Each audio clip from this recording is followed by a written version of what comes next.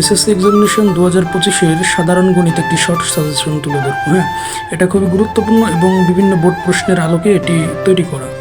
তো সৃজনশীল অংশে ক বিভাগ থেকে বীজগাণিতিক রাশি বীজগণিত বিভাগ থেকে সেট ও ফাংশন, সসীম ধারা, বীজগাণিতিক অনুপাত ও সমানুপাত, দ্বিতীয় অধ্যায়, 13 অধ্যায় এবং 11 অধ্যায়। এই অধ্যায়গুলো খুবই গুরুত্বপূর্ণ। দেন খ বিভাগ জ্যামিতি থেকে অধ্যায় 7-এর সম্পাদ্য 1, 2, 3 এবং অধ্যায় 8-এর সম্পাদ্য 8, 9, 10, 11 এবং অধ্যায় 8-এর উপপাদ্য 18, 20, 21, 23, 27 খুবই গুরুত্বপূর্ণ।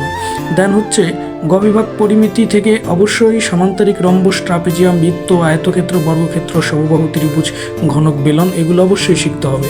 এবং ত্রিকোণমিতি তোমরা 10ম অধ্যায়টা করবে। হ্যাঁ, তো এখানে দেখা যায় হিসাবটা উপরের সাজেশন থেকে ক বিভাগ বীজগণিত অধ্যায়ের থেকে বা বিভাগ থেকে তুমি কমপক্ষে 2টি অবশ্যই পাবে, জ্যামিতি থেকে অবশ্যই কমপক্ষে 2টি পাবে, গ বিভাগ থেকে তো অবশ্যই 2টি পাবে।